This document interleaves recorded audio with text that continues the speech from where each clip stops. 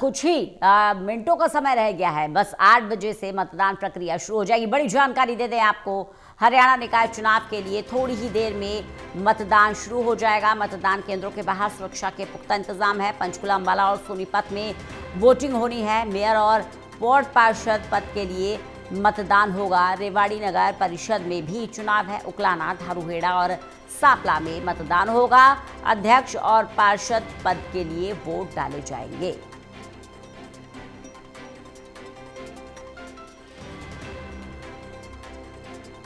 बड़ी जानकारी दे दें आपको,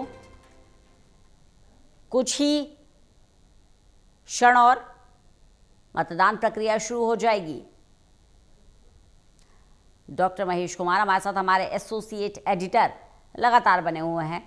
महेश, बस थोड़ी ही देर में मतदान शुरू हो जाएगा और अलग अलग जगह की तस्वीरें हम अपने दर्शकों को दिखा रहे हैं। ऐसे भी क्षेत्र हैं, ऐसी भी जगह है, ऐसे भी मतदान केंद्र है जहां जनता में इतना उत्साह है कि मतदान शुरू होने से पहले ही केंद्रों के बाहर पहुंच रहे हैं।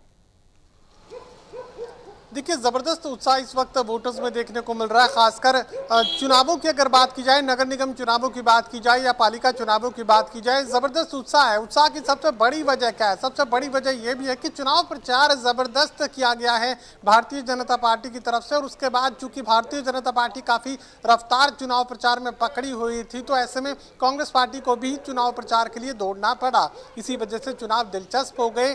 चुनावी घमासान शानदार देखने को मिला। भारतीय जनता पार्टी के मुख्यमंत्री से लेकर कैबिनेट मंत्री तक चुनाव प्रचार में अपनी पूरी ताकत झोंके हुए थे। हम इस वक्त मौजूद हैं उकलाना में और आपको जानकर हैरानी होगी कि महज 16,000 वोटर्स और महज 16 वार्ड उकलाना में, उकलाना नगर पालिका का चुनाव। लेकिन यहाँ मेयर पद को, यहाँ चेयरमैन पद को लेकर जो है मुख्यमंत्री भी चुनाव प्रचार के लिए आए, तमाम कैबिनेट मंत्री भी चुनाव प्रचार के लिए आए, भारतीय जनता पार्टी के रणनीतिकार यहाँ तक आए। और इसके अलावा भारतीय जनता पार्टी के तमाम जो संगठन से जुड़े मजबूत चेहरे थे, वो भी चुनाव प्रचार में अपना मैनेजमेंट की जो भूमिका है वो निभाने के लिए यहाँ पर नजर आए। तो आप ये मान सकते हैं कि बेहद छोटा चुनाव, लेकिन भारतीय जनता पार्टी कितनी संजीदगी से इस चुनाव को ले रही थी। कह सकते हैं कि अगर इतनी मेहनत भारतीय जनता पार्टी कर रही थी तो फिर कांग्रेस पार्टी को भी यहाँ मेहनत करने की मजबूरी सामने खड़ी थी। और खास बात यह भी कि यहाँ कांग्रेस पार्टी के सिंबल पर तो कोई उम्मीदवार भी सामने नहीं खड़ा है।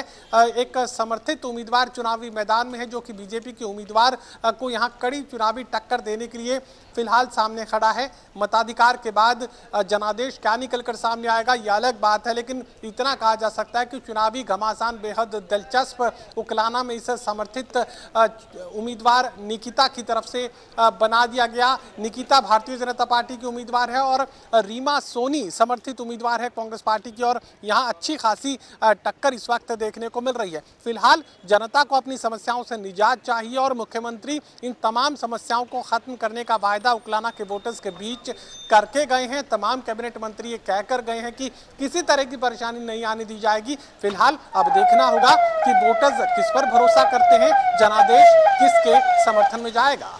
चलिए, बने रहिएगा, लगातार आपसे अपडेट लेते रहेंगे महेश। और मतदान शुरू हो गया।